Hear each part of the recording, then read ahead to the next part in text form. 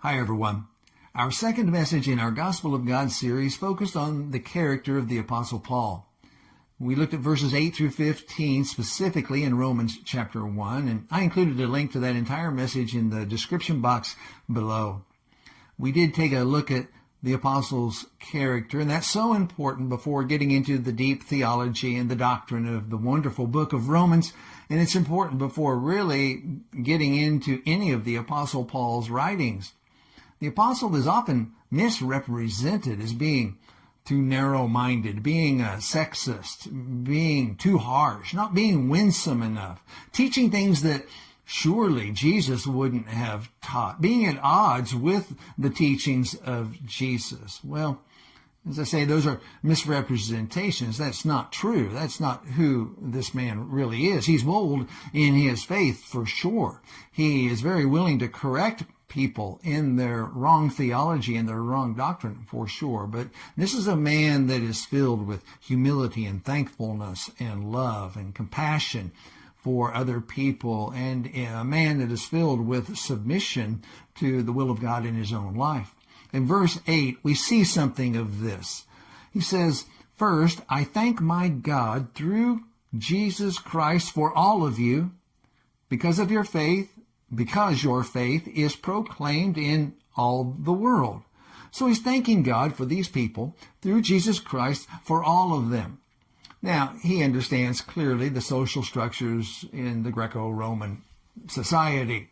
We today would talk about the elites, and they had those in the Roman culture for sure, different strata of society, the lower levels of society, uneducated levels of society. But here the apostle says, all of you. He's addressing all of the people, no matter what background they came from. And he's thankful to God for what God is doing in them, for their faith is being proclaimed through all the world. It's not only that they have faith, he would be thankful for that, of course, but it's that their faith is being proclaimed in the world. People are talking about the Romans and the situations, the hard situations that they're living in. And it's very impressive to people across the Mediterranean world today when Christians are living in very difficult situations. Could be a difficult home life. Could be a difficult work life.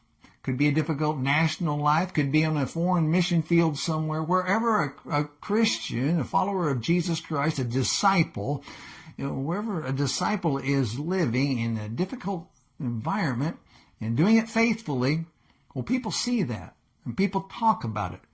And that's what the apostle sees in these Romans. And he's very, very thankful for that work that God is doing in their life. And he's also a very joyful man. He's joyful over their obedience in this faith of theirs that's being proclaimed throughout the world. It wouldn't be proclaimed, it wouldn't be talked about if they weren't obedient. If they claimed faith in Jesus Christ but lived just like the rest of the world, well, what difference does Christ make?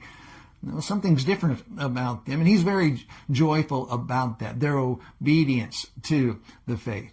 Now, the apostle is also very concerned about their spiritual condition, their spiritual well-being. In verses 9 and 10, we see something of the apostle's prayer. He prays for these people, having never met them, never been to Rome, but he's praying for them without ceasing. He says in verse 9, always in his prayers, he's always got them on his mind, and he's concerned for their spiritual well-being. He's thankful for them. He's joyful over them, but he wants to go visit them.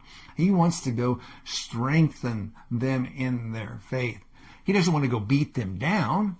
He doesn't want to show himself as being so elevated over them in his education and having been called as an apostle. He's not trying to lord that over them. He's coming and wants to come as an encourager to these people. One of the things that really stands out for me in these passages, as well as other sections, but is the humility of the apostle. So often that is forgotten and overlooked. People don't think of the Apostle Paul as being a humble man. They recognize him as being a bold teacher, for sure, a bold man, a brave man. But being a humble man, that sometimes is overlooked, and it's very, very often overlooked. Actually, God, the Apostle Paul is respectful of the timing that God's working out in his life. He says in verse 10 that he's always praying for them and asking God that somehow, by God's will, notice the submission there, somehow, by God's will, I may now at last succeed in coming to you. He wants to come to them. God has not allowed him yet to come to them, and he's submissive. He's a humble man. He's submissive to the will of God and God's timing and God's leading in his life. He's respectful of God's leading and working in their life. He's respectful on the one hand of God's leading in his life, but also he's mindful of these Christians in Rome and how God is leading them. And all of this, as we have already thought, brings great joy and thankfulness to the apostle's heart. But he's a humble man. Notice what it says. He says in verse 12 that it's his desire that they would be mutually encouraged by each other's faith. He's hoping God would open the door, that he would be able to come to them. Once again, in verse 11, for I long to see you, that I may impart, and that word means to share. I may share to you. That in itself is humility there. It's in the ESV, it's impart, and we might take that as like pushing down on someone, imparting to someone. Doesn't necessarily mean that, but need to mean that, but we could take it that way. Actually, share is a good word to use here. He wants to share some spiritual gift that would strengthen them. That's a mark of humility there, to strengthen them. That is that we may be, verse 12, that we may be mutually encouraged by each other's faith, both yours and mine. See the mutuality there, the word's used, mutual, in the ESV, that mutuality. He's not coming as the one that has all the information and the sole individual that can give the encouragement to other people, and looking at the other people as the ones that have nothing to offer him. No, he sees them as having a ministry of encouragement themselves, being encouragers to him and his walk of faith. And so he's looking that they would strengthen each other in both of their walks of faith. And that's a great mark of humility for someone of the stature of the Apostle Paul, to travel into an environment with the mindset and the heart condition to know that these individuals have something to contribute to him. And that takes a great deal of humility. Finally, he recognizes that he is under obligation to these people. Now, the apostle is under obligation to God, of course. He is living in submission to the apostle, to God. And that's clearly the overarching influence in his life is God working in his life. But God's given him an assignment.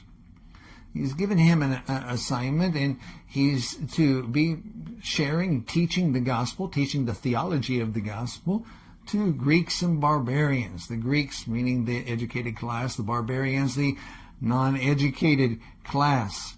I'm under obligation, he says in verse 14, I'm under obligation both to Greeks and to barbarians. Barbarians being at the bottom of the social ladder. A man like the Apostle Paul being under obligation to them. See how he sees himself? He's under obligation to those God has assigned to him to minister to. And that's a deep mark of humility once again.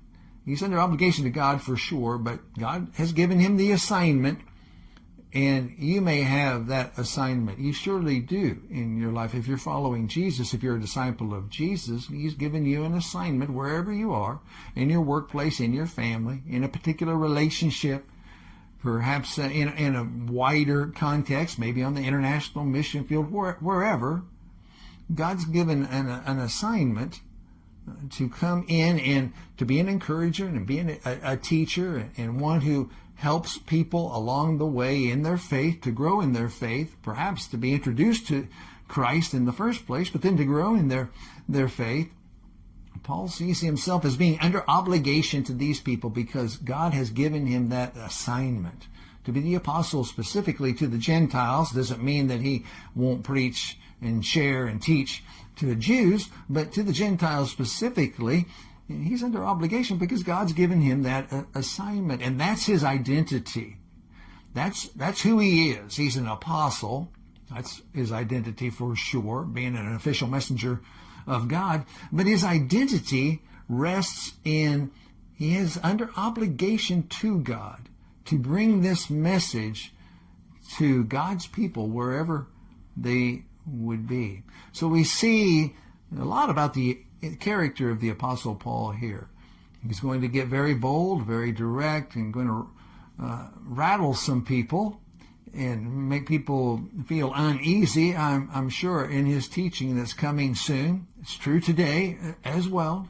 But now we know something about the man that's coming with this message.